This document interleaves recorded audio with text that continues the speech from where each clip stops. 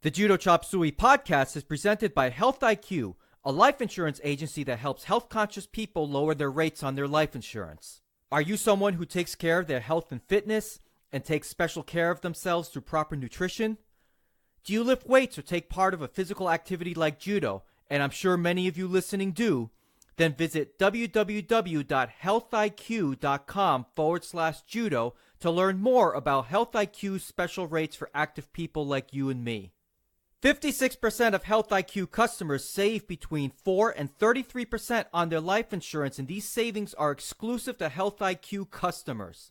So if you want to learn more about how Health IQ can help you save on your life insurance, visit www.healthiq.com/judo to get a free rate quote and to learn more about Health IQ's special rates.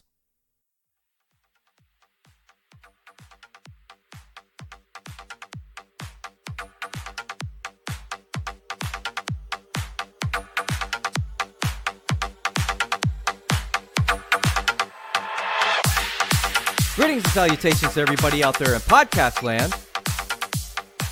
This is the Judo Chop Suey podcast, and I'm your host, Judo Dave Roman, back with some judo news, judo opinions, and other sorts of shenanigans that I'd like to cover. At the time of this recording, it is the beginning of February, and I'm aiming for a Tuesday, February 6th release. So it'll be after the Super Bowl by the time you guys hear this. So I'm going to get this out of the way now. Here is my prediction for the Super Bowl. I'm going to find out if I'm right by the time this gets released. I predict the Patriots will win the Super Bowl. I am looking forward to the Patriots winning the Super Bowl. I've said it before. I'll remind you guys, I'm originally from New England. Now, even though Florida is my home and I love the Tampa Bay area and I'll never leave, when it comes to having a rooting interest in a team that is not a local team, it's always going to be a team from New England. In that case, it's the New England Patriots. I think it's going to be a fantastic matchup, and I really can't wait. I've got some wings ready to grill up for the big game. I'm not having any party or anything like that, but I like eating wings while I watch football. It's just something that us U.S. Americans like to do from time to time, mainly time to time every Sunday between September and December. Or January, or in this case, February. On this episode, I'd like to talk a little bit about O Soto Gari. In my never-ending quest and desire to improve my basic judo skill, I've decided over the past couple of weeks, to reevaluate my O Soto Gari. Now, it doesn't mean that I stopped practicing Ogoshi. I'm still doing that, both right side and left side, and trying to really get a good handle on that. But I was working on O Soto Gari the other week, and I wanted to let you guys know some things that I changed up, and I think it's may bring up an interesting point of view. And I also want to talk about an interesting article about O Soto Gari. It's an article that I read nearly 20 years ago, but I decided that I'd like to share that article with you on this episode. I would also like to cover at a very high level the evolution of judo rules over the past 60 years or so. I think you guys may find this pretty interesting. I'm not going to deep dive and go into every single rule, but it might be interesting to go down, memory lane, so to say, to see how judo has evolved over the past 60 plus years in terms of shiai. So before I continue on with the rest of this podcast, I want to get to the housekeeping items. For those who may be new to the podcast, the housekeeping items are when I discuss items that are not specifically related to judo. So sometimes that could be what I'm watching on TV, that could be listener reaction, that can be what's going on in my life that's not judo related.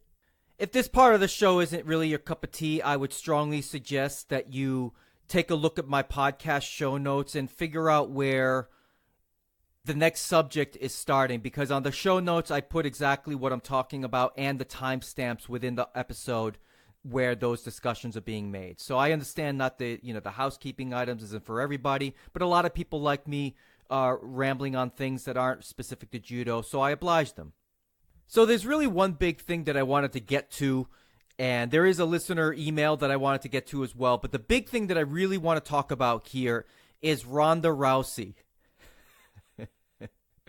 Ronda Rousey is now in the WWE. WrestleMania! Now, the last time I talked about Ronda Rousey was at the end of 2016, beginning of 2017, when she got absolutely steamrolled by Amanda Nunes in the Octagon. If I recall correctly, I said at the time that I really thought she was done, and I really, at the time, I just didn't think she had any more business being in the Octagon. She looked terrible out there. She looked like the MMA game had passed her by, and a lot of people say that it's her coach's fault. I believe his name is Edmund Targaryen or something like Targaryen. That's Game of Thrones. What am I talking about? Edmund Targaryen. And now look, I'm not an MMA expert. That's not my arena. Hell, I'm not really an expert on anything. But so I can't really comment on whether or not her coach was good for her or not. But regardless of that, it really did look like the MMA game had passed her by. With her being on the WWE, in terms of women, she's the biggest draw. No question about it. I've complained about this before. Professional wrestling is something that I used to love. I really used to love professional wrestling. But something has changed over the past 5 to 10 years. I don't know what it is. A lot of the narrative on what makes a good wrestling match has been driven by these internet wrestling community dorks who think that everything that happens in Japan is superior to anything that ever happened in the WWE. And a lot of that narrative is driven by a guy out there on the interwebs. He's got his own site and podcasts and stuff. His name's Dave Meltzer. He, for whatever reason, loves Japanese wrestling. He loves New Japan Pro Wrestling. And much to the chagrin of guys like him, Ronda in the WWE is now an immediate draw. And I don't want to hear these goofballs from the internet wrestling community try and sell me on Asuka. I could not care less. I currently do not have a subscription to the WWE Network, which they're not even pay-per-views anymore. Years ago, you used to have to pay like $50 to watch the Royal Rumble or WrestleMania, but you don't have to do that anymore. You just subscribe to the WWE Network. I am not a subscriber to the network, but you know what? Putting Ronda Rousey on WrestleMania, I'm going to subscribe, and I'm going to subscribe to watch that, and I'm sure many other people who do not follow wrestling or have a cursory interest in wrestling, or are maybe just, guys like me who used to love wrestling, but the whole thing has passed them by. People who were fans of hers from MMA but could care less about wrestling. I know a lot of those people are going to buy subscriptions to the WWE Network to see her in WrestleMania. And WrestleMania, I went last year because it was in Orlando. It's a tremendous live event. I guess on TV last year it didn't come off as well as I thought it did when I was there in person. And I don't expect this year's WrestleMania to be any different, to be honest. So like I said before, she appeared at the Royal Rumble. She didn't really do much. She came out to Bad Reputation by Joan Jett. That was her entrance song, and I'm sure for many of you, this song brings up images of Shrek beating up on a bunch of knights at Lord Farquaad's tournament. People didn't really know what the music was going on until on the big screen it showed Ronda Rousey in Rowdy Roddy Piper's font, that he used to have, Hot Rod in his shirt, and the crowd went nuts. She got a huge pop. But the entire spot at the Royal Rumble was a bit underwhelming, and she came down. She didn't really run down. She kind of walked down, and she was kind of trying to contain her smile, because I know she's loved wrestling, and she's really excited to be a part of the WWE. But she gets in the middle of the ring. I think Charlotte and Asuka, and I can't remember who the other girl is. They were all in there. Ronda attempts to shake Asuka's hand, and Asuka slaps it out of the way. Uh-oh, there it is. There's the heat that's going to start the rivalry right there. Yawn. Whatever. So she points to the sign at WrestleMania that's hanging, which I really can't stand when wrestlers do that. Look, if you want to announce that you're going to WrestleMania, grab a microphone and yell in somebody's face. Just don't point silently to the ceiling. So then she gets out of the ring, shakes Stephanie McMahon's hand, and and that was pretty much the segment. I did not watch the Royal Rumble. I again, wrestling is just not what it used to be, but Ronda being a part of it now is going to pique my interest quite a bit, and I'll be sure to tune in just for the segments that Ronda is on, and then I'll probably tune it out because I could care less about Shinsuke Nakamura and strong style backflipping BS that they do these days. Good Lord.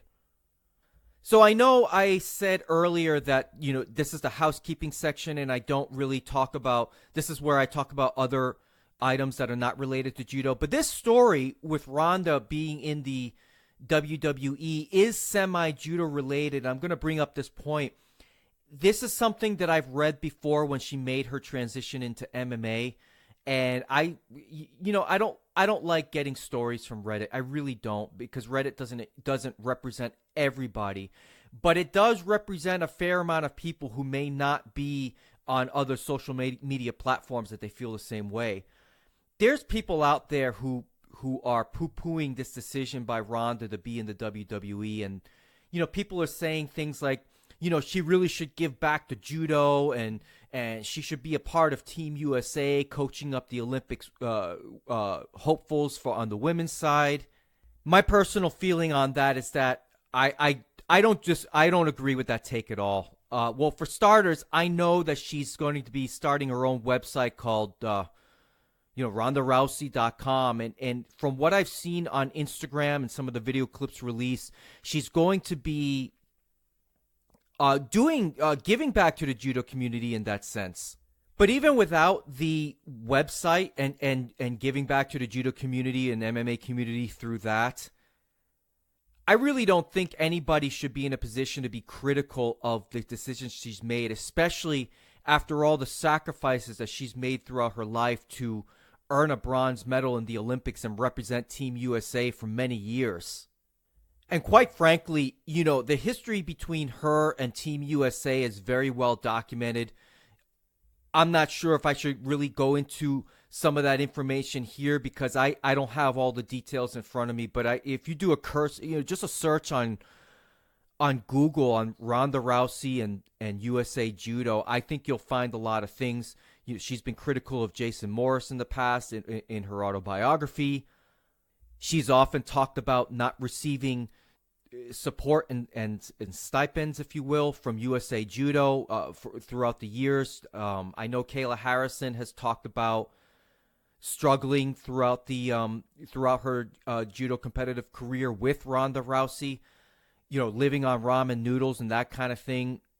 And heck, even Kayla Harrison and Travis Stevens has been very critical of USA Judo. And if you haven't noticed, they are not really involved with USA Judo in any capacity at all. So you've got 2 bronze medal winners and a double Olympic gold medal winners not involved in USA Judo. Now, look, I'm not saying that the current staff at USA Judo has any responsibility or shoulders any blame for the past actions of USA Judo, but you got on the people out there who say you should give back to Team USA and USA Judo. I would argue that all of these athletes that I've brought up and others have given way more to USA Judo than they have received during their competitive careers. And if they want to pursue the best avenue for financial success and long-term success for their families, go ahead. If that means going into the WWE, by all means.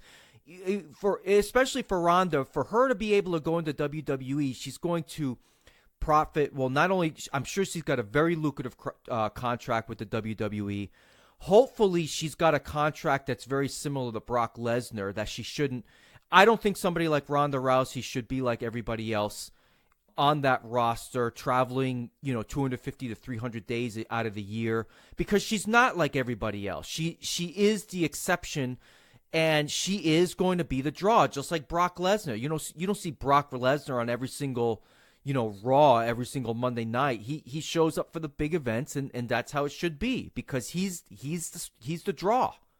So between making money at the WWE, the merchandising that she's going to sell, it's going to really put her in a position to continue her acting career, because I really believe it's the only way that it would have been relevant, or she would have stayed relevant in the mainstream. Because, good Lord, if she took another fight in the UFC and lost, or even went to some other organization like Bellator, it just wouldn't have ended well for her. And I'm sure she's got plenty of money in the bank. Hopefully she's got a good money manager. But yeah, I mean, I think the WWE is great for her. It's great for her future. Hopefully it won't take her away from her family very long. And I'm sure her representatives carved out a nice contract for her because she's a draw. And it's as simple as that. She is a draw and she's the exception. All right. It's been a while since I've done this. It's time for my favorite segment of the Judo Chop Suey podcast. What time is it? Listener reaction. So it's been a while since I've received an email from somebody. Now, that doesn't mean that I don't get reactions and feedback from the podcast, but it's been a little while since I've gotten an email. And I always love hearing from you guys, the listeners. I really, at this point, I don't expect you all to be emailing me constantly because, look, I listen to a bunch of podcasts. I don't email any of them. But I'm always grateful when I receive one. So if you're going to spend the time to write to me, I'm going to spend the time to read it on the air or on the podcast. It's not really on the air because we're not live. I'm recording this, as you guys know. Anyway, here it goes. Hey, Dave. First of all, thanks for the show. Judo-related podcasts are quite a rarity on the web, and it's always a sheer pleasure for me to listen to your ramblings. You know what you're talking about a billion times what I ever will, and I particularly enjoy the tone and atmosphere you manage to put into the podcast. All right, this is me here.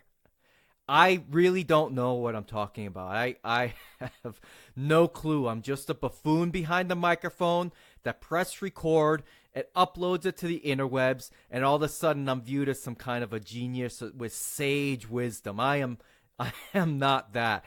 I'm just your average club showdown that's just passionate about judo and is willing to learn from others as, maybe you guys can learn from me after a while. We're all learning from each other. Anyway, all right, let me continue on.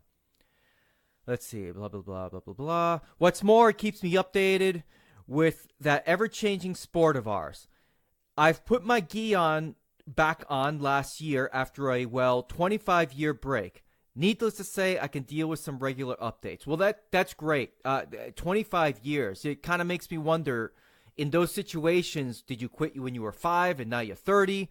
Or did you quit when you're 20 and now are you 45 or something like that? I'm always curious when I hear stories of people coming back to judo after a long break, how old they were when they stopped and how old they are when they're getting back into it.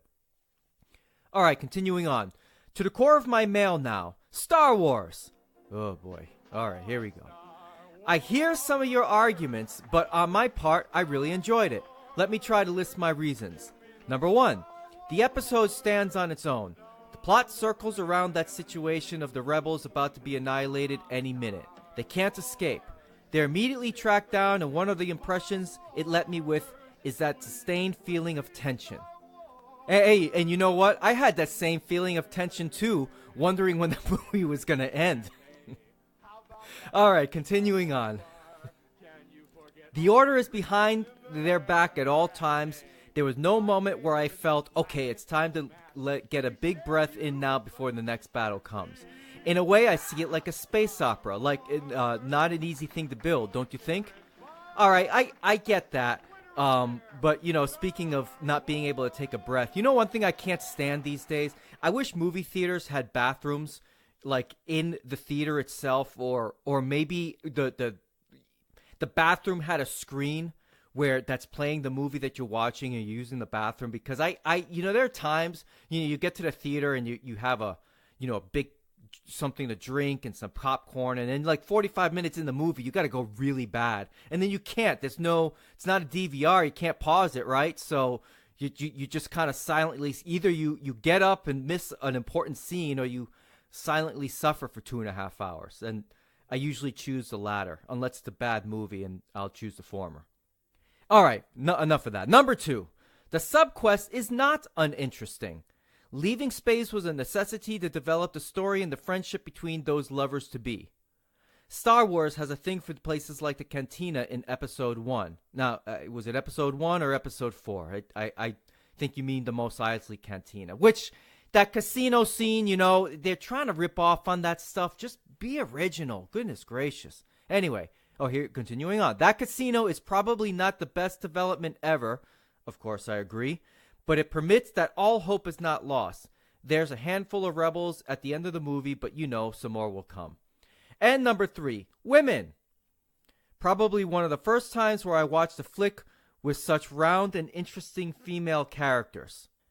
Episode 7 had it coming with Rey, and it went down that track with grace. Nothing like man-bashing or whatever, just a balanced and harmonious way of staging men and women's relationships in a military context. When was the last time we saw a woman sacrificing herself with her ship to save a cause? Now, here's the thing with that scene. I hear you, anonymous emailer. That should have been Princess Leia dying in that scene, in that ship. It should have been her. That would have been something else. That would have maybe been something that would have changed my opinion on the movie entirely, despite its other flaws. I mean, to have Leia sacrifice herself like that would have been really interesting. And what would have really been interesting to me is if Rey and Ben Solo joined forces as an evil couple or something and started, trying to take over the galaxy. That would have really been interesting to me, but alas, they didn't go down that path. He goes on to agree with me that the Mary Poppins bit with Princess Leia was not the most inspired part of the movie, but for me, nothing beats Luke milking that ginormous alien cow. Yeah, I forgot to mention that scene. That was horrible. Horrible, unnecessary, and another thing. I asked somebody this at the club, at my club, because we were debating the merits of the movie, whether it was good or not. What did Luke die of exactly? Anybody? Ben Kenobi died in a fight. Darth Vader died in a fight. And Yoda died because he was over 900 years old. What's Luke supposed to be in this movie? 62? He does a little astral projection and he keels over? Come on, get out of here! I thought 60 was the new 40 or something. I don't know. I appreciate the email. I do think you make some good points, but I felt, like I said, the movie fell flat for me. And I know I'm not alone in that opinion, and I know you are not alone in that opinion of how you felt about the movie. A lot of people loved it. It just didn't do it for me. If you want to shoot me an email, send it to judochopsuey@gmail.com. If you want to follow me on Instagram, you could search for me at La Vida Judoka. That also happens to be my Twitter handle as well. And if you want to find me on Facebook, you can search for Judo Chop Suey Podcast, and you'll be able to find the official Judo Chop Suey Podcast Facebook page. And if you're bold enough, you can find me on Facebook and friend request me. You can do that too. I've had a few of you do that. I appreciate that. So yeah, either of those you want to get in contact with me, I love to hear from you guys. Now, speaking of Facebook, I just got a Facebook message while I was saying all of that just a few moments ago from none other than Mr. Ryan Vargas. He says, "Hey, hope all is well. Just listened to your recent podcast just now. Thanks for all your support. Now it's just time to create and adapt to these new rule changes." Yeah, and Ryan, I appreciate you checking out the podcast and listening in. That may very well be my first confirmed Team USA listener to the podcast, so I really appreciate that. I figured a young, handsome man like yourself would be busy with training and chasing girls or surfing or whatever. But I appreciate you taking time to listen to this old curmudgeon behind the mic and taking a few moments out of your day to write to me. I appreciate that. Yeah, that new rule change, I talked about it in my previous episode. They ought to just call it the Ryan Vargas rule because, honestly, the IJF, in all its wisdom and glory, decided to pretty much nerf your judo somewhat. And look, you're a talented kid, and I wish you the very best in 2018, and I'm sure you and your coaches will come up with an appropriate game plan to find success in 2018 on the IJF World Tour. And I'm really looking forward to seeing you compete. But I'm of the opinion that if you don't perform in the way that you did at the World Championships, the IJF isn't touching those rules. And I feel very strongly about that. And I said it last week or 2 weeks ago, and I'll say it again. Shame on you, IJF, for basically singling out an individual, in my opinion. Because nobody else on the tour at the World Championships did judo in that way. And it was judo. It's not Brazilian Jiu-Jitsu at a judo fight. I don't care what anybody says. That was just straight up judo, just done a different way. All right. Anyway, moving along. So I'd like to talk a little bit about O Soto Gari. Now, in case I haven't said this before, and I'm pretty sure I have over the past year plus, O Soto Gari happens to be my Tokui Waza. It is definitely my favorite technique to do. It's my most reliable technique. It's my go-to technique. If I feel like I need a throw, this is the throw that I always go to. It's a throw that I do from a variety of grips. I do it from a variety of combinations. It sets up other throws really well for me, but it just, for whatever reason, as odd as it is, a lot of people claim that O Soto Gari is a big man's throw. And I really don't buy that. I don't really buy that for a lot of, or really all judo throws. I've seen really tall people do Tomoe Nagi very well, and I've seen short people do O Soto Gari and Uchimata very well. And for whatever reason, standing at a towering 5'6.5" O Soto Gari has just been a great throw for me. And yeah, just to clarify, I do understand that there are throws and there are techniques that lend itself to bigger, taller people, and there are techniques that lend itself to shorter people. You know, for example, it would be very difficult for somebody who's 6'6" to do drop Seoi Otoshi on me at 5'6". That's hard. That's asking a lot. There's a lot of guys that can do it. I'm sure Tushishvili could get me with that very easily for as massive of a man as he is. But in general, when it comes to techniques, I really believe all throws are for everybody, and it's just a matter of making them work for you. So, O Soto Gari. The way that I have been doing O Soto Gari for years now, when I practice the uchikomi, when I practice the throw itself, I typically take a Japanese approach to doing it. Now, let me be clear. I'm not saying I look like the Japanese when I do judo or when I do O Soto Gari. But the way that is typically taught in many, if you go on YouTube and you see somebody like Yamashita do O Soto Gari, I try and approach O Soto Gari in that way in my practice. So how that may typically look is, you do your stand, and I think everybody listening here that does judo has practiced O Soto Gari. So how it's typically taught is you step forward. If you're a righty, you step forward with your left foot. You step forward in an upright manner, and you pull your opponent or your training partner towards you. You step in. You pull your training partner off balance to their side as you're stepping in, and you're using your hands to get them off balance to the side. Some people teach that with your lapel hand, you bring it up to the side as if you're listening to a telephone, and with your left hand, your sleeve hand, you're moving your arm out in such a way as if you're looking at a wristwatch. So you have a standard sleeve lapel grip. Your sleeve grip is by the training partner's elbow, and your lapel hand is a little bit close to the neck, not halfway down the chest area, but by the neck. Some people choose to take an over or behind the neck grip with this, and that's perfectly fine. I know a lot of big guys like to do that. I'm not keen on that personally, but I know a lot of other people are. So you take that grip, you step off to the side, you bring your leg through, and you swing your leg through if you're going to throw your training partner. And if you're a righty, you swing your leg through and bring it behind your training partner's right leg, and you reap. You use your hands to continue that motion that you initiated at the beginning of the entry. You keep the training partner tight, you're chest to chest. You reap the leg, you bend forward, and continuing on with that motion, they fall in front of you. Now, that may not be the best audible explanation of O Soto Gari, but I think for the purposes of what I'm trying to convey here, that's good enough. I mean, look, if the off balancing, some people like to off balance to the side rear corner. That's perfectly fine. It's a little bit sort of what I wanted to talk about as well with that. And I'm sure many of you have had different flavors of O Soto Gari being taught to you. The way that I just discussed, some people discuss the steering wheel way, which is something that I am going to cover.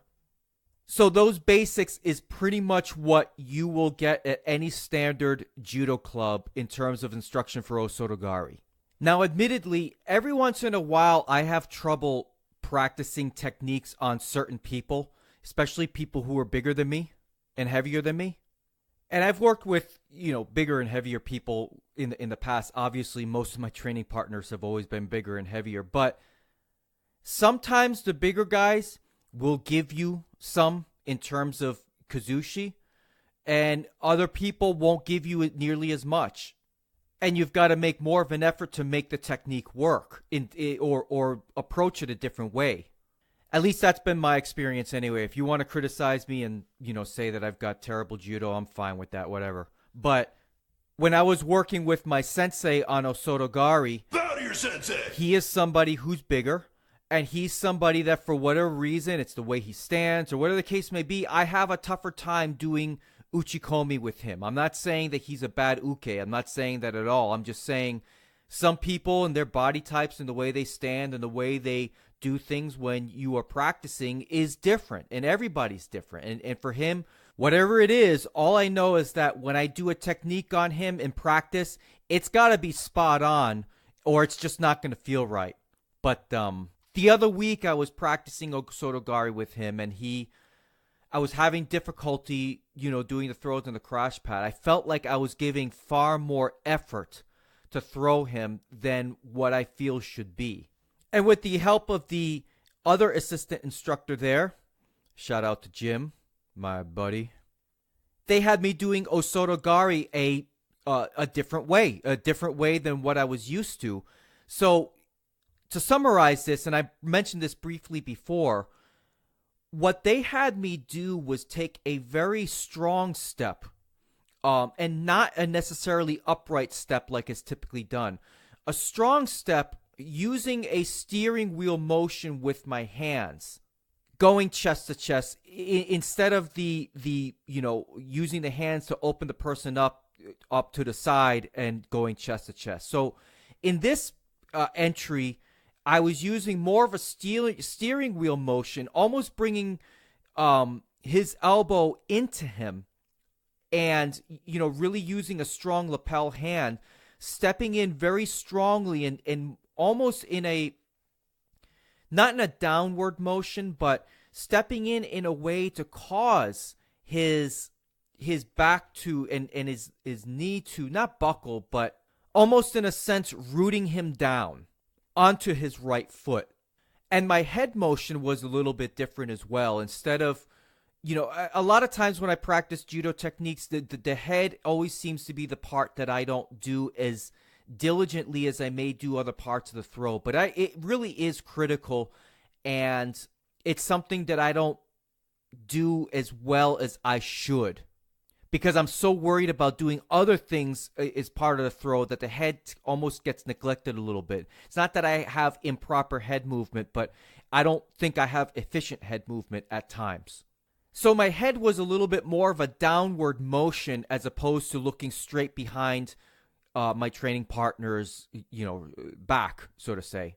So with this entry, I reaped through with the leg, which is a little bit difficult with the head motion. So I don't get that big reap to the front as big as I would normally do in the other way that I do it. But I get as big a reap as I can, and I come through and clipped his right leg. And he went over very easily and very efficiently. It took me a little while to get used to the mechanics of the entry, but by a little while, I'm talking about maybe 2 minutes, 3 minutes. But as soon as I got my entry down, it felt very smooth. And all of the issues that I was having with whatever, if it's my awkwardness with somebody who's a little bit bigger, or whatever the case may be, he went over like it was nothing. And I was rolling through on these throws, with that kind of continuation. It's not something that I aim to do all the time, but on crash pad work, I do like to roll through on my throws because I'm fully committing to the throw. And boy, I got to tell you, I mean, whatever issues I was having before doing O Soto Gari the way that I normally do O Soto Gari, that went all out the window as soon as he had me tweak this a little bit. So this is going to be a way that I practice O Soto Gari, moving forward, at least for a little while. It's a different entry, and it's not one that I've ever really seen, not on YouTube or anything. I tried searching YouTube, but I just couldn't really find anything. I wouldn't go as far as saying it's a competition type throw because the step entry is a little traditional, is traditional. And speaking of which, that's exactly what the article is about, the entry and how O Soto Gari is typically taught. And I'm going to get to that in just a moment. And given the fact that he's from Puerto Rico, I've often said, and I mentioned this before in a previous episode, I've talked about Caribbean judo, that they do judo a certain way, people in countries from the Caribbean. And I don't know if this is a way that's commonly taught in the Caribbean in terms of O Soto Gari, but it was really nice. It was different. I love being challenged in class or even, on this podcast or whatever the case may be. I love my ideas being challenged. I love my perceptions on how throws should be challenged. And so it was an opportunity for the way that I've done O Soto Garis for years to be challenged. Try a different way, try a different entry, try a different technique. I'm not always right. Not that I sit around saying that I'm right, but the way that I've always done things does not necessarily have to be the only way. So I came away from that class feeling like I improved tremendously. If not just my O Soto Gari against somebody who may be bigger, but the other basics that come with doing O Soto Gari or other techniques. It's just a different approach, and trying different approaches allow me to do judo in a different way when those situations present itself, instead of waiting for those opportunities where my judo feels a little bit more comfortable. I can sometimes make those opportunities happen instead of waiting for them. And with this version of O Soto Gari, I feel like this is a situation, this is a kind of technique that I can almost force my will upon it instead of, circling around. And there's nothing wrong with that, believe me. I love doing judo that way. But instead of circling around and waiting for that right opportunity, sometimes I feel like with this version of O Soto Gari, I can make that opportunity whenever I want. So it's something that I'm going to be messing around with and trying. Now, I've alluded to an article that I would like to read a couple of times. I've talked about this on this segment on O Soto Gari and in this episode. There is an article that I read years ago, before I did judo. I'm talking about back in the late 90s, golly, maybe almost 20 years ago, on rec martial arts. Does anybody remember Usenet? I would venture to guess anybody under the age of 30 probably does not remember Usenet. And I'm not saying, actually, Usenet still exists, but before Reddit and chat room, well, not so much before chat rooms, but internet forums, and things along Facebook, social media, all that, people flocked to news groups. And there was a martial arts news group called Rec Martial Arts. And there was a fellow on there, a judoka. He was a sandan at the time. His name is Ben Holmes. And I don't know if Ben still does judo. I've never actually conversed with him at all. Certainly not in person. I may have messaged him a couple of times through Usenet in a reply to one of his posts. He was almost the resident judoka of rec martial arts. This was back in the days where Brazilian Jiu-Jitsu was really taking off on the internet in terms of discussion, especially right after the Royce Gracie wins at UFC 1, 2, and 3. And it was a popular place for martial artists of all different flavors to join and have discussions on martial arts. So I think the very first time I read Ben's article was on Rec Martial Arts when he posted it either in the late 90s or early 2000s, maybe circa, 2001 or something along those lines. I happened to find this article on a website called Best Judo. I did a search for what I knew his title of his article was. I searched on the interwebs for Clasical O Soto Gari doesn't work. And this article happens to be on this website called Best Judo. I've seen this website before. I've not been on this website in quite some time. It's www.bestjudo.com. So here's his article. I'm gonna read this. I'll try not to be too lengthy. If I feel like I have to skim through it, I will. All right, here it goes. Begin in the right natural posture. Make your opponent step forward with his right foot by pulling him gently to his right front corner. Put your left foot outside his right foot to break his balance to his right back corner by pulling him towards you with your left hand and pushing him backwards with your right. Lightly raise your right leg and swing it past your opponent's right leg. Clip his thigh hard from behind with your thigh. At the same time, pull down hard with your left hand and push toward his right back corner with your right hand. Your opponent's leg will fly up and he'll fall directly backwards. It has long been a pet peeve of mine that O Soto Gari is rarely taught as it is actually performed. All of us are familiar with the classical form of the technique as described and shown above. And as many times we practice that form, when it's time to actually use this throw in either randori or shiai, it is never done this way. Interestingly enough, O Soto Gari is generally roughly the third leading throw used in competition, so it's not by any means a rarely used throw, and yet it is rarely taught the way that it's actually performed. My first assertion, the basic or classical form of O Soto Gari doesn't work. I am fully aware that most judoka reading this previous sentence will now think to themselves that I must know very little about judo to make a statement like that.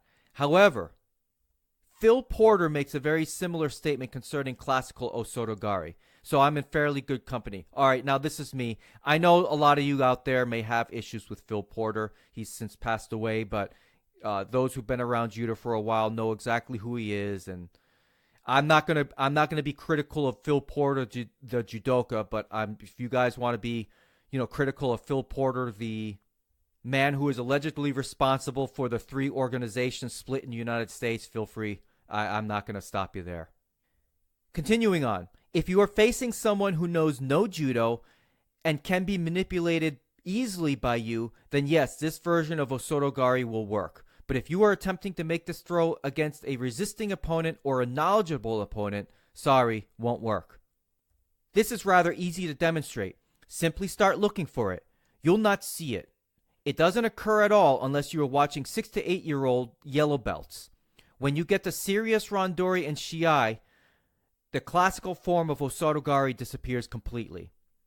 And in the article here he gives, this is me now, in the article he gives a couple of demonstrations of pictures showing Anton Giesink and Yasuhiro Yamashita doing O Soto Gari. And in these pictures, they certainly do not have their driving leg next to the opponent's lead leg there. So continuing on.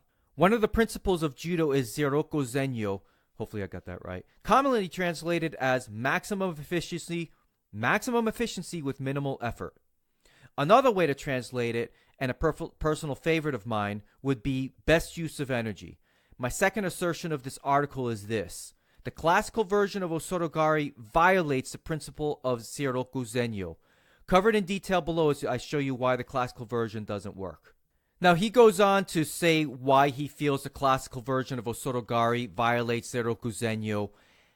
And I think he makes some good points. I'm not going to read them all here, but the basic gist of it is this.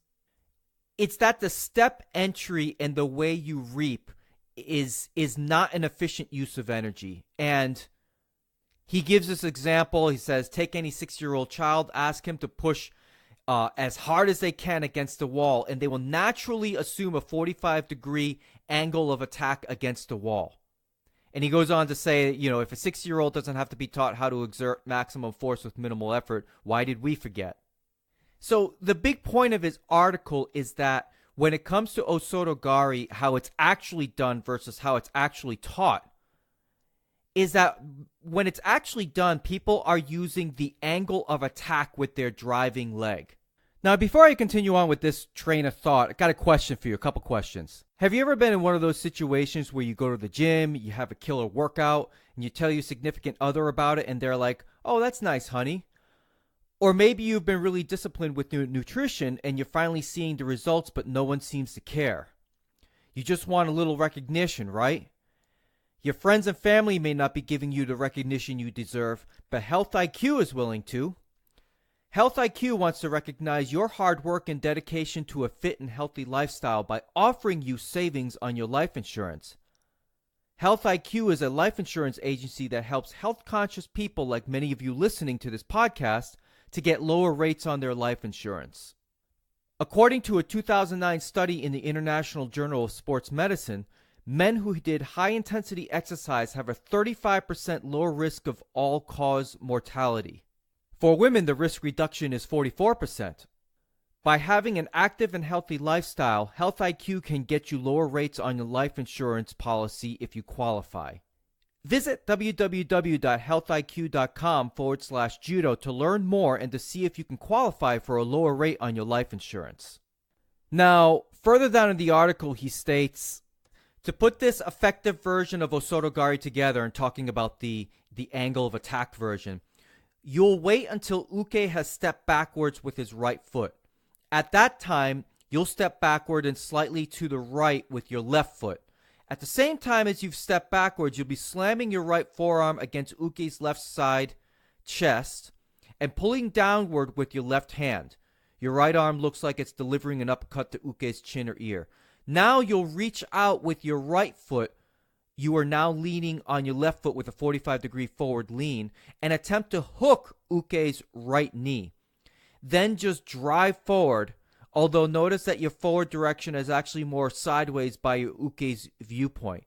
Very common at this point, by the way, is the need to hop forward to maintain the optimum 45-degree angle of attack. Now, here's the thing about this article. I tend to agree with it because, as I said before, O Soto Gari is my Tokui Waza. I have never, ever done O Soto Gari the way that it's actually taught. I've done Ippon Seoinage, I've done Tayatoshi, I've done Uchimata, I've done Tomoenage, Yoko Tomoenage, Ouchigari, Kouchigari, Dayashi. I mean, the list is almost endless. For as many as there judo techniques there are, I've done all these techniques at least once. But his point, and I happen to agree that the way I do O Soto Gari, it is not the way that I've been taught O Soto Gari. Now, in practicing O Soto Gari over the past couple of weeks, in the way that I've been getting Uke's balance backwards and the use of the hands and the driving leg and such, I think that's exactly the way that I do O Soto Gari in practice or in randori, with the exception of stepping forward. When I was practicing with my sensei, I was stepping forward with my left foot toward his right foot as the entry without an angle of attack. But the way that I was practicing O Soto Gari with the use of the hands and in the direction of my head, it was breaking his balance off to the rear left corner in my case.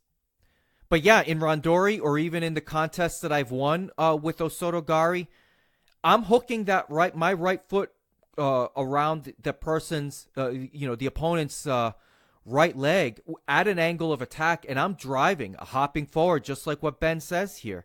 I can't really debate that.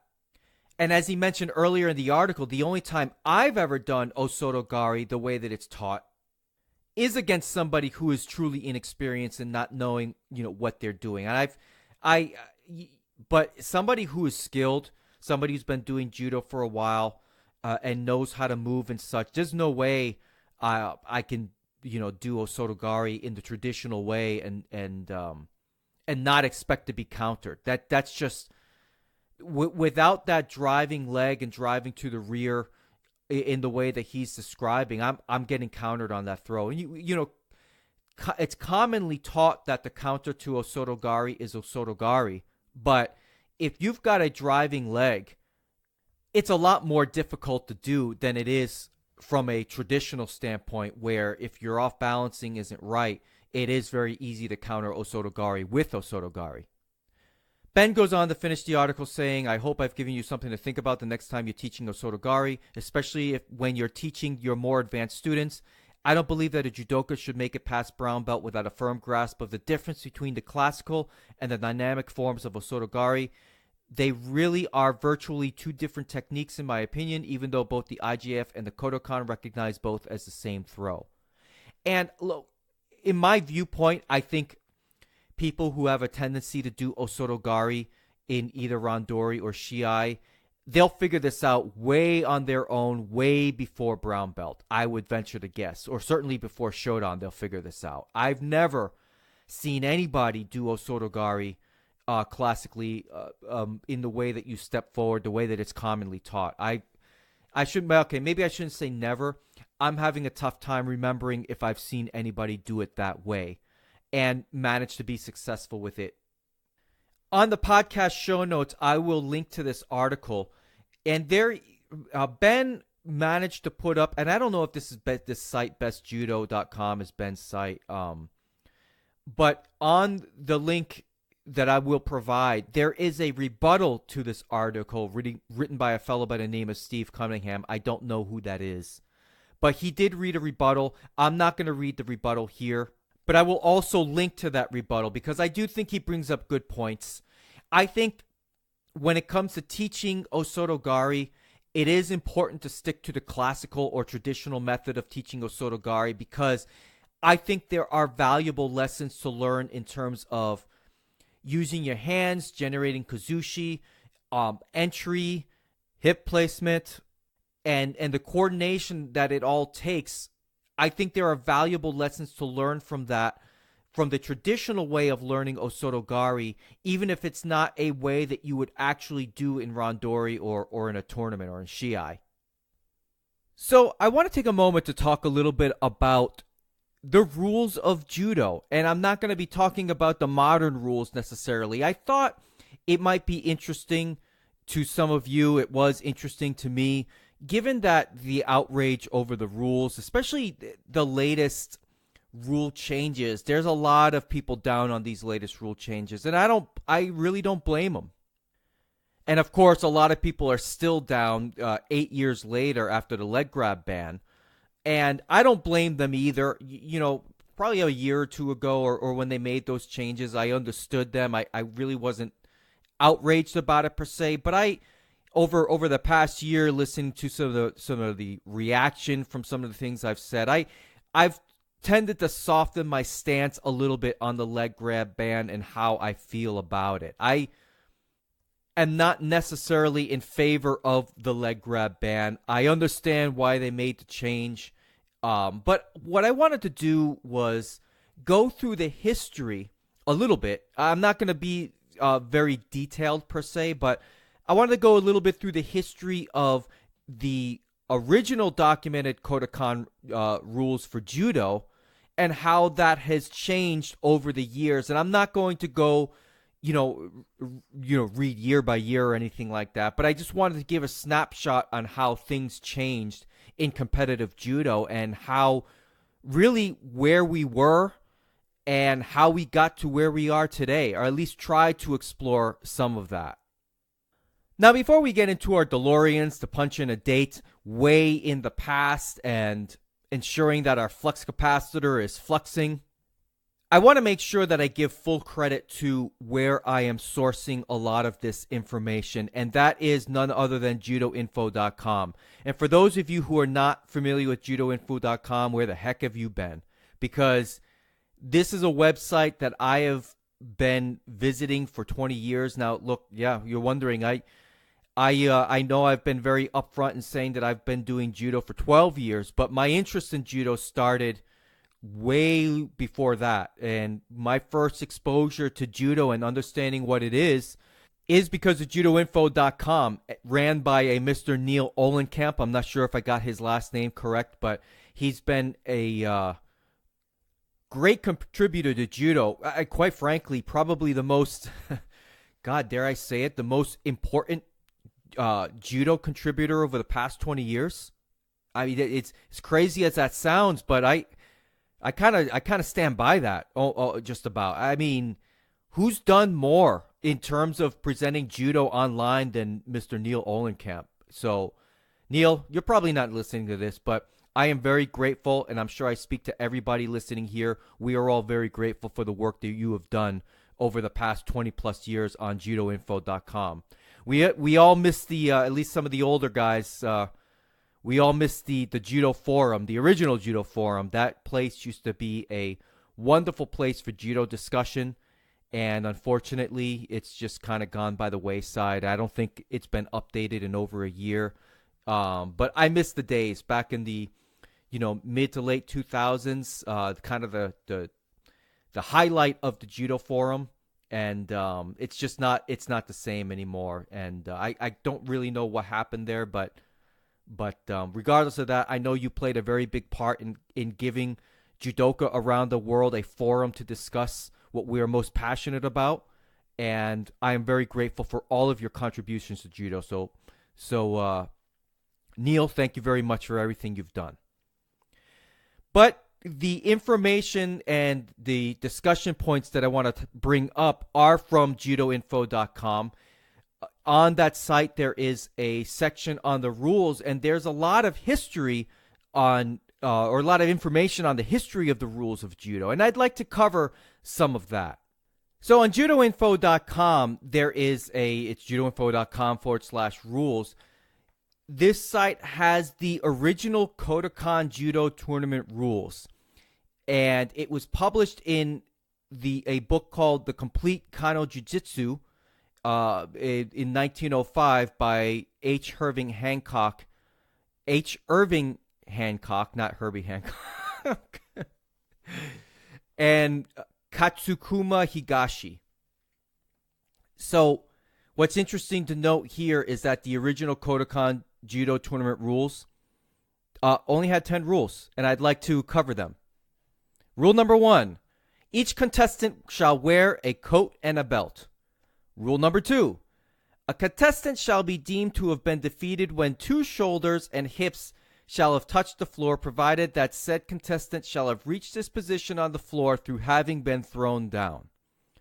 Rule number 3, a contestant shall be deemed to have been defeated when in such a position on the floor if said combatant cannot free himself from his opponent's arms within 2 seconds' time.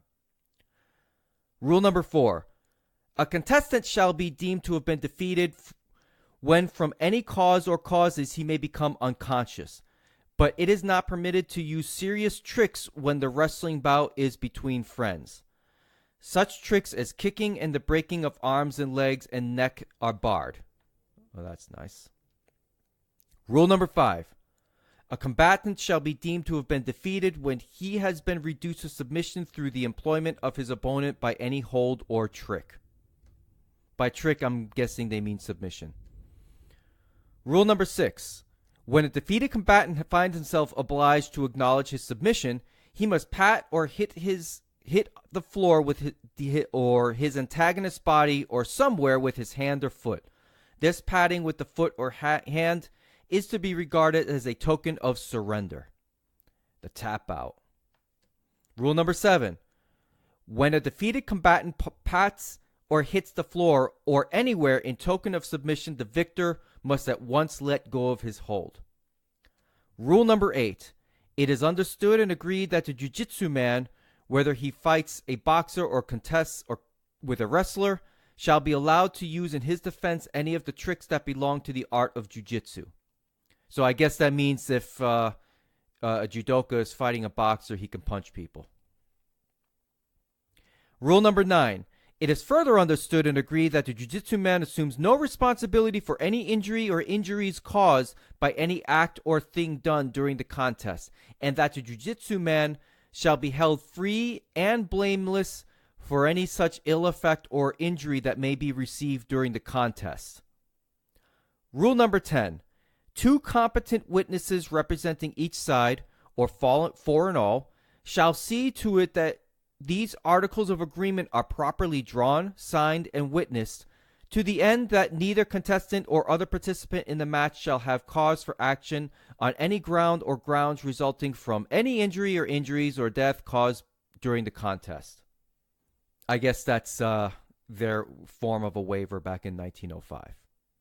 So that's it. Those were the original Kodokan Judo rules of 1905. Boy, have times changed. In 1908, there was a book called Judo, Japanese Physical Culture, written by a Mr. Sumitomo Arima. And in this book, there is not so much a revision, but maybe a clear explanation of some of the rules. And I'm going to read some of these rules right now. And I think you guys may find some of this interesting. So I'm going to try and go through this very quickly. Number 1, the contest in Randori at the Kodokan is decided by Nagewaza or Katamiwaza. Rule number 2, Nagewaza includes Tachiwaza and Sutemiwaza, and Katamiwaza includes Shimewaza, Oseiwaza, Oseikomiwaza, and Kansetsuwaza. But in contests of opponents below the rank of Shodan, Kansetsuwaza is not regarded as deciding the issue. So that's kind of interesting. Does that mean that if you are below the rank of Shodan in 1908 and you do an armbar, that's not going to get you a win? Curious. I'm not sure what that means, but that's how it sounds to me.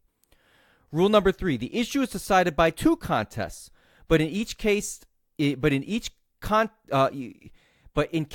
contestant scores a victory, another contest should be performed. So I guess you 2 out of 3, the rubber match, if there's a draw at the second match. Rule number 4: in the event of a contest being undecided after the lapse of a certain time, the umpire should say hikiwaki and order the contestants to withdraw. All right, rule number 5. When either of the contestants win in victory, the umpire should call out ippon. Should another victory be won by the same person, the umpire must cry nihon. Now that's really interesting to me. So they considered the best 2 out of 3 a single contest. So it's interesting to hear. I didn't know this before, that there was a nihon score. Then it goes on to say, should the other person who was defeated initially win, the umpire will cry ippon and order the third bout to take place. And whoever wins that one, the umpire / referee will exclaim nihon and award the victory to that person. Rule number 6. When a nagewaza is fairly performed by one, though not decisive enough to be classified as ippon, and when one performs a katamiwaza, almost entitling it to be called ippon, but in spite of which the opponent manages to avert defeat, the umpire should call out wazari. And when a similar circumstance or circumstances occur afterwards, he may call out awaseti ippon. Altogether one victory, that's what it means. In such a manner, he may award victory to the one who has achieved 2 or more imperfect victories. In the event of such an imperfect victories occurring on both sides, the umpire must weigh them well in deciding the issue. The rule is applicable to both nagewaza and katamiwaza. Rule number 7 goes on to explain the criteria for ippon. It says, a perfect victory in nagewaza must have the following qualifications. The fall must not be intentional or accidental, but must result from the perfect performance of a trick or from the effectual parrying of the same. The opponent must fall with his face turned upwards, though this rule cannot be applied to all tricks. The fall must be effected in a clean and decisive manner. Rule number 8. If a contestant on whom a nagewaza has been performed extricates himself before his body falls to the ground, he must not be judged as defeated. So if you turn out of the throw, you're not going to get called ippon. That's pretty standard over the past centuries or so. Rule number 9. However quick a contestant may regain his position, he is defeated if his body has once fallen to the ground. Not sure what that means. Rule number 10, if an opponent on whom a perfect nagewaza has been performed refuses, as frequently happens, to fall on the ground and clings to his opponent, the umpire has to decide the issue independent of paragraph 7. Rule number 11, the issue of katame waza contest is decided by the defeated party striking or hitting his opponent's body with his hand or foot more than twice, saying Mairi, which apparently means I am defeated. Rule number 12. It is advisable that judo students of the rank of Shodan should divide their hours for this is really interesting. Should divide their hours for learning judo at the rate of 70 or 80% for nagewaza and 30 or 20% for katamewaza, and those above Shodan rank at the rate of 60 to 70% for nagewaza and 40 to 30% for katamewaza, respectively. That's really interesting to me because I really believe for most judo clubs, that's standard on how much should be dedicated to what still stands today for the most part. I would say most clubs out there spend 70% of the time practicing their throws and then 30% of the time doing their, working on the ground ability and stuff, ground techniques. And that's always been my experience. Not only in my own clubs, but other clubs that I visited. That sounds about right. So I think that's a good. It's just interesting to see that even 100 years ago, that was kind of the standard. And finally, rule number 13: even those above Shodan rank are not permitted to perform kansetsu waza on a finger joint or a wrist while playing the randori contest.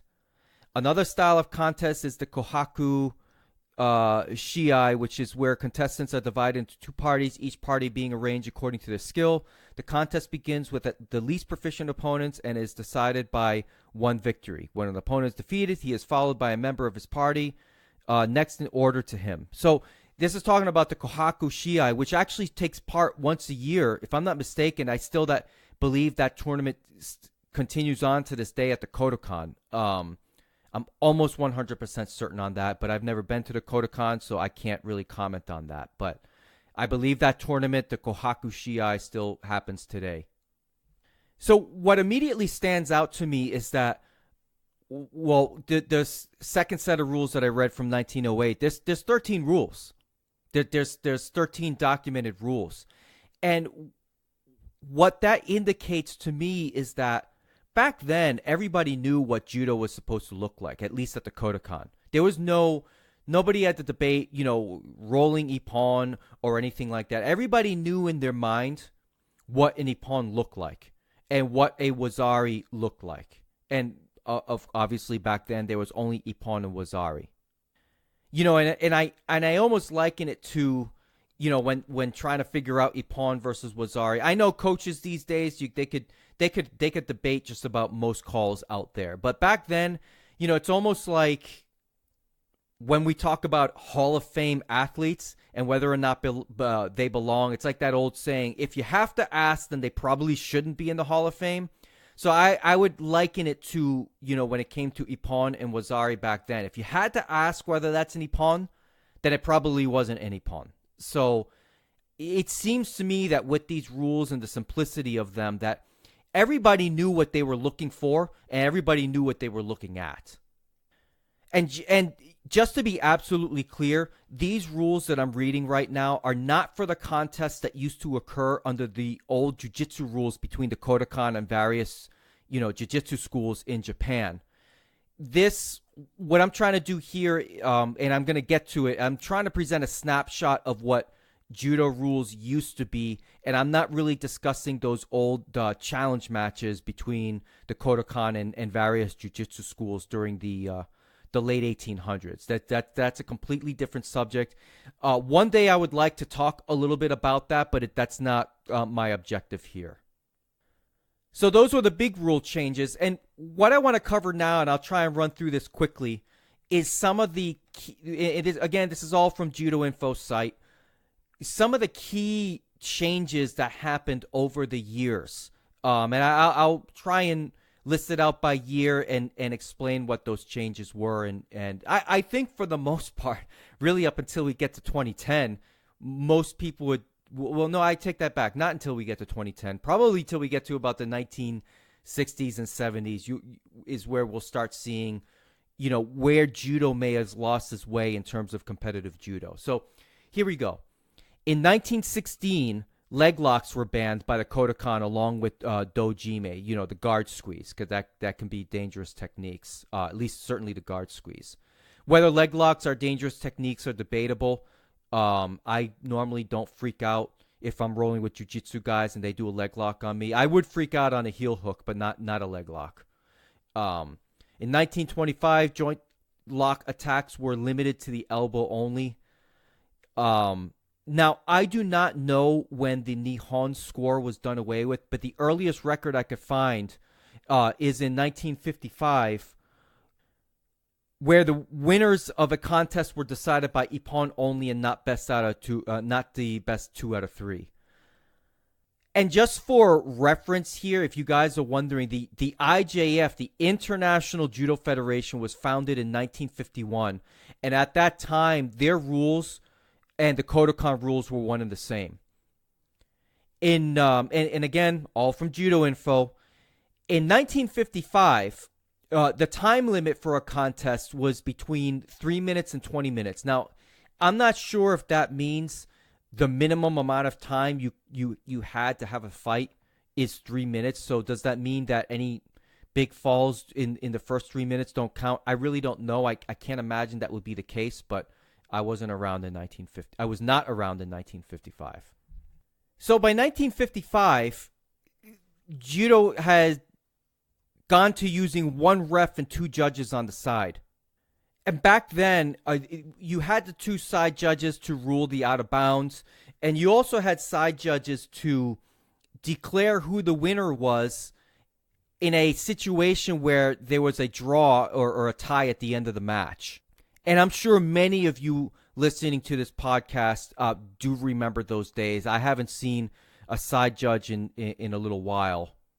I mean, yeah, I know it hasn't been that long, but we're still talking about the days when there was not a golden score.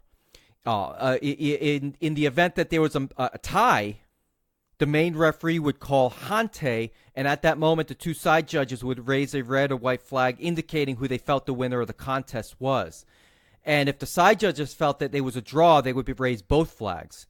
As far as this happened before I started judo, but golden score wasn't introduced into competitive judo until 2003. So I'm sure for many of you people listening, you remember the days when you had to determine a lot of contests were left up to the side judges and the referee officiating the match. But the thing is, what's kind of odd, as I was going through the documentation and reading all of this, I started judo in 2006, and I seem to remember being told all of this. So I don't quite recall if I knew all of this because I was told it or because I experienced it. I really don't remember, to tell you the truth. I seem to remember my instructors at the time, my sensei telling me at the time that it was very important, even in a draw situation, that if you leave it up to the referee's decision, that one attack that you did, and it failed, but that one load, let's say you're doing ippon seinagi, you managed to get them on your back, but you couldn't finish the throw. In a really tough and close match, that one load could be the difference between you winning and losing. I remember a sensei telling me that, but with the advent of golden score in 2003, I don't know if that sensei was... maybe he just wasn't aware of the rules. I mean, he was an older gentleman for sure. Or maybe the side judges were still, the main referee would still call hante at the end of golden score. I don't quite remember, but I do remember being told that the importance of, and the bigger lesson was the importance of committing to attacks and not faking attacks and stuff, because that one big attack that you went for and missed could give you a victory at the end of a match if there was no decision or no score or points on the board. There's another interesting rule that I read in the 1955 rule set that I think it still exists today. I just can't picture how it works. So it goes, when a contestant is attacked with Harai Goshi, you can't sweep from the inside of the leg with which his opponent is supporting his weight. So I don't quite know what that means. Does that mean if somebody's attacking me with Harai Goshi that I can't do something like, yeah, for example, like a Kouchi Gari type technique throwing forward on that leg? I mean, I personally would never do such a thing, countering Harai Goshi or similar throws like that. That's just not how I would defend it. But the wording of that rule is a little odd to me. It's just a situation I just wouldn't inherently do. So if anybody knows, feel free to let me know and clear that up for me. Now, continuing on with the evolution of the judo rules, spine locks were out by 1955, and guard slams were out by 1955. However, back then you could lift the opponent up to your shoulders as if you were going to do a guard slam, but you can't actually slam them down. And from my understanding, if you did that, they would call an ippon. In 1955, you were not allowed to use the knee or the foot to do any sort of grip breaking. You were not allowed to deliberately avoid the grip, overly defensive postures. Continual same-side grips were disallowed in 1955, which is interesting. And same goes for gripping the belt and stiff-arming your opponent out. So I thought some of that stuff, like, using your knee to do grip breaks and stuff like that and overly defensive postures, I would have guessed that stuff would have become a cemented rule by the 80s and 90s. I didn't realize they addressed this way back in the 50s. I thought that was really interesting. Now, here's another one that I just talked about this on my last episode, thinking that this was a new rule, but it looks like this has been an old rule. And what I read the other day or the other week, it was not new. It was just in the IJF documentation. It was just a clarification of that rule. The rule I'm talking about is not being allowed to use the belt or the end of the jacket for submissions or techniques. I thought that was kind of a new rule, but I guess not. I guess that was documented back in the 50s. Here's another interesting one that I read. When a contestant is lying on his back on the floor and his opponent is standing on his feet or kneeling on his knees in a position able to lift the lying contestant, it is against the rules for the lying contestant to strangle the neck of the standing contestant or to apply kansetsu waza against him by scissoring both the neck and the armpit with his legs. So, I don't know about you, but it sounds like to me that back in 1955, you were not allowed to do triangle chokes. That's how that description sounds to me. Continuing on, ippon for osaikomi used to be 30 seconds. In order to get a wazari, if you had a wazari, in order to get another wazari for an ippon, you had to hold them down for 25 seconds. Yikes, that's tough. All right, so now I'm going to keep trying to move throughout the year. So that was really 1955, some of the big rule changes that was not documented in the earlier years. In 1964, which was the first year judo was in the Olympics, the IJF introduced weight categories because prior to 1964, all tournaments were open weight. And for the Olympics in Tokyo, it was this under 68 kilos, under 80 kilos, and over 80 kilos. Now, what I'm about to talk about is where one could argue competitive judo started taking a turn for the worse. Some people may argue that competitive judo started taking a turn for the worse in the Olympics in 1964. But here is where I think things started to take a turn for the worse. And I understand from a certain point of view why judo went this way, but I do think this is where things, it was like, if you want to call it the beginning of the end of leg grabs, it was here, 1974. In 1974, the Yuko and Koka scores were added along with Shido as a penalty. Now, I happen to think the Yuko and the Koka scores were harmful to judo. Well, okay, maybe harmful is a strong word. I think it took something away.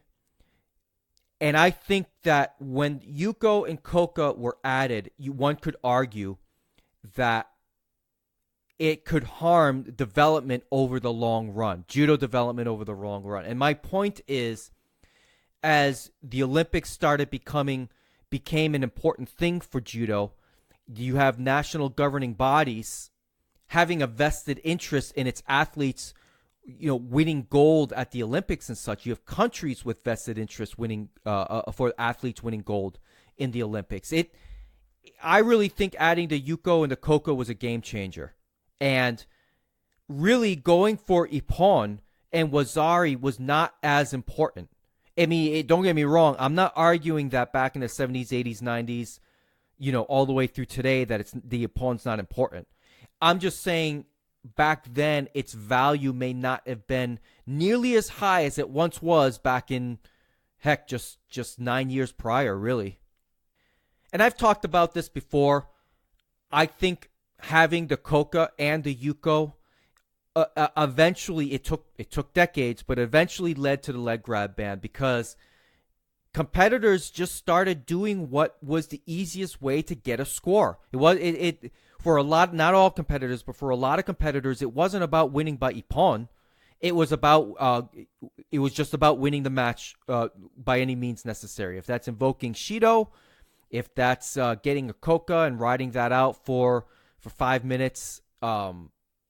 I have always maintained, if you wanted to address the persistent leg grab issue, as hard as it would have been for a lot of the athletes to adjust, and the refs, and maybe pleasing the overlords at the IOC, had judo gone back to its original roots of only having Ippon and a true definition of Wazari, not today's butchered definition, a true definition of Wazari. I always felt if you went back to Ippon and Wazari scores only, the leg grab issue would have fixed itself. Because I'm telling you guys, I don't care what you guys say about leg grabs being high scoring techniques. They weren't. They were not reliable techniques to get an Ippon or Wazari. And if the original intent of judo is to win contests by Ippon, really statistics have bore out that, throw like Morote Gari, very difficult to get a Ippon score on. And I would go as far as saying for Morote Gari, it's really a high risk, low reward technique during the days when it was just Ippon and Wazari only. Because it just didn't put you in the best position to defend if you missed it. And, if you caught somebody back in those days with a Morote Gari and they land on their butt or whatever, that's no score. That's how that used to be called. But you introduce the Yuko and the Koka, landing on your butt, that's a score. Hey, so I'm going to, single and double leg all day and just rack up minor scores. And, and that's that. That's really what judo became. Not every match, but a lot of matches I watched, bent over postures, overly defensive, reaching for legs every 5 seconds, it seemed. That's a lot of matches became that way. And I think because of the Yuko and Koka scores being there, players, coaches just went for what was the best way to win a contest, not necessarily winning by Ippon. And I can't blame them.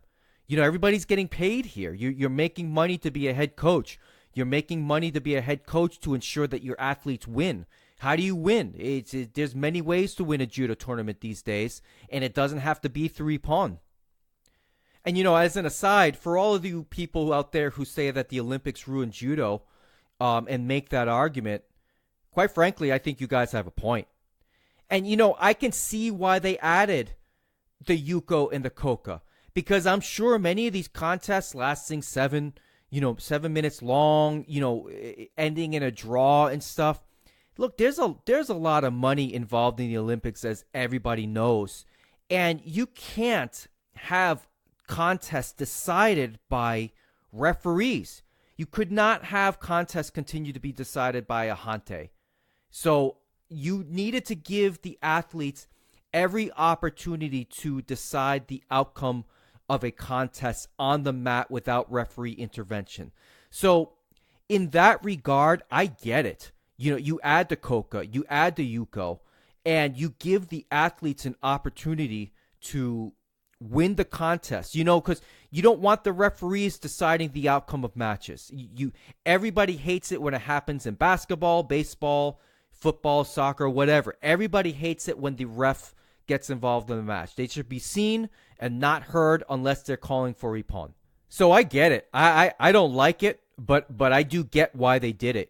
And so for those of you out there who say putting judo in the Olympics ruined judo, and this is why we've gotten to this point, yeah, I kind of agree. I can't. If you're looking at it at this in this context, I kind of agree. And now, moving on throughout the years, you can see how judo has changed to satisfy the people at the IOC. Now, moving on through the rule changes throughout the years, obviously 1980 was a big one when Kani Basami was banned, and that happened after Yamashita's leg was broken at the All Japan by Sumio Endo. I'm sure some of you have seen that pretty gruesome video. Awful injury, and I wouldn't wish that on anybody. Now, I don't have an exact year on when contests were whittled down to 5 minutes, but I do know, I don't know when that happened. I do know, like, for example, in the 1984 Olympics, the length of matches had been whittled down to 7 minutes. But I think prior to that, the length of time in a contest was up to the Olympic Committee and the IJF. So perhaps in years prior to 84, during the 60s and 70s, it might have been all over the place. It could have been 10 minutes for the World Championships versus 8 minutes for the Olympics. It could have been a variety of ways, but it looks like even as relatively recent as 1984, the time limit for a contest was 7 minutes. In 2003, golden score was added, but it wasn't until 10 years later when Hante was removed from golden score. So, see, this is where I was talking about earlier. I do remember being told about Hante, and I guess that was removed in 2013. Now, also in 2003, they added the golden score, but they removed the Chui and Keikoku penalties. No, not that Chui. Which is, again, it's really interesting because when I started judo in 2006, I remember Chui. I remember Keikoku, or at least being taught that. So again, maybe my instructor had it wrong and was not aware that the Chui and Keikoku penalties were removed in 2003. I remember being taught that in 2006. In 2008, the IJF removed the Koka score, which I think is I really thought the Koka existed in 2008. That was I got this from Judo Info site. I thought the Koka existed back then, but maybe not. I thought the Koka was removed in 2010, along with the arguably the most controversial change in IJF history, which was the leg grab ban. But even back then in 2008, everybody thinks that the leg grab ban happened. I mean, in 2010, everybody thinks that grabbing the legs were banned altogether, and that really wasn't the case. It was, if I recall correctly, you just could not lead with an initial leg grab. You could still do all the leg grabbing techniques, but it had to be a secondary technique. So, for example, I don't know, you do Ponsei Anagi, you get stuffed, you come back around, you go right for a Marote Gari. Or, somebody comes in with a big O Soto Gari, and you have you Tewaza, like Teguruma. And when that change happened, I was fine with it because by then my judo had been, I've been doing judo well enough that I just didn't really, it didn't impact my judo very much at all. Doesn't mean that I was never grabbing the leg, but back then, you could still, well, no, you couldn't really do Kouchi Makikomi. That did impact me a little bit. You can do Kouchi Makikomi now, you just can't use your hand to grab the leg. But really, the evolution of judo rules here, and this was a brief, well, not so brief now that I'm about an hour and a half in. This was just a brief synopsis that I wanted to offer you guys, in case you found it interesting, how the rules have evolved. And what initially started as 10 bullet points for judo rules is now, last I saw, a 55-page PDF document on the IJF's website to cover all the judo rules. So, what's the moral of this story? I don't know. Maybe the ultimate moral of this story is that the Olympics ruined judo. And look, I got to say, I was watching the other day the 1961 Judo World Championships. There's a 56-minute or so video up on YouTube, and I found it fascinating, and I find it more entertaining, to be honest. Back then, there weren't really scouting, so when if you're a big, tall American and you're facing Anton Giesink for the first time, you don't have any idea what that guy's going to do.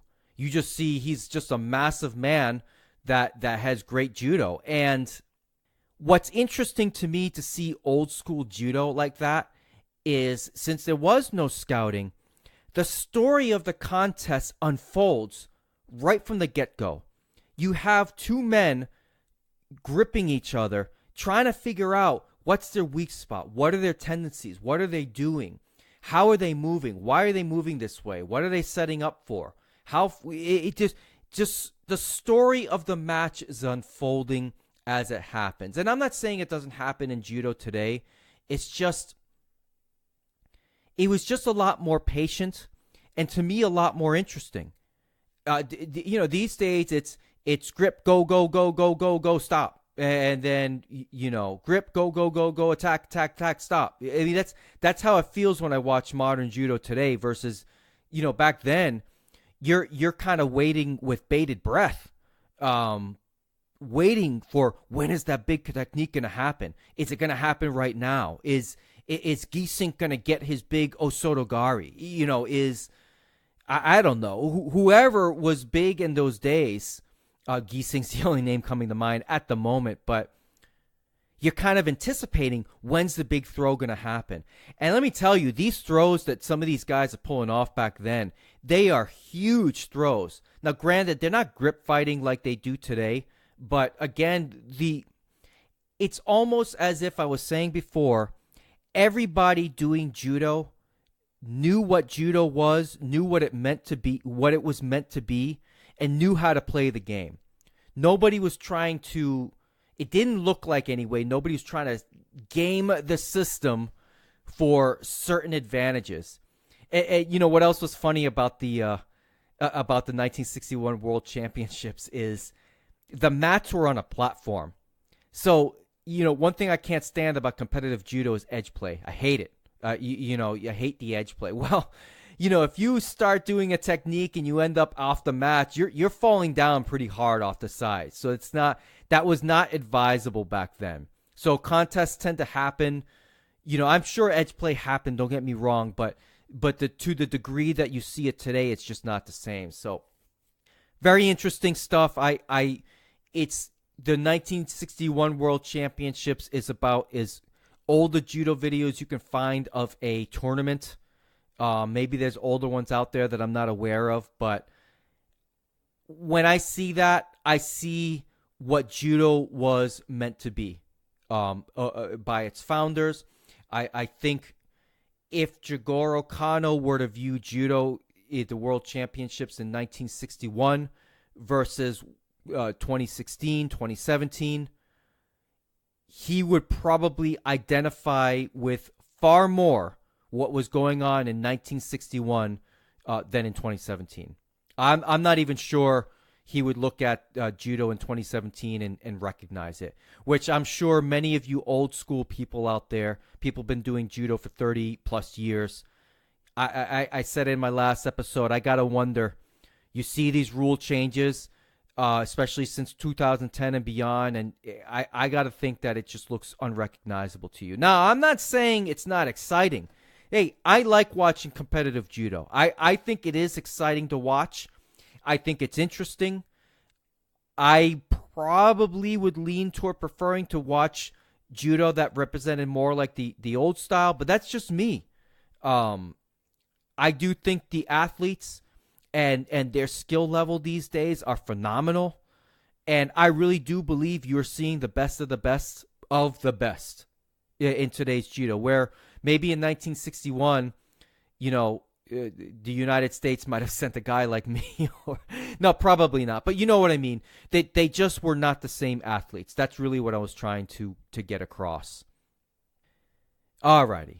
I think I've rambled on here long enough. I do hope you enjoyed the episode. If you did, if you found it a little bit interesting, please feel free to write to me. Shoot me a tweet at La Vida Judoka. You can also reach out to me on Instagram at La Vida Judoka. Feel free to email me as well if you liked it, if you didn't like it, if you thought I rambled on too long. judochopsuey@gmail.com. And of course, you can always find me on Facebook. Search on the Judo Chop Suey podcast, and that's, or you can just search for Dave Roman or David Roman. I'm a handsome man, so I'm hard to miss. So anyway, with that, I hope you have a great day. I hope you have a great rest of the week. Train hard. Stay safe out there. And until next time, I'm out. Oppan Gangnam Style.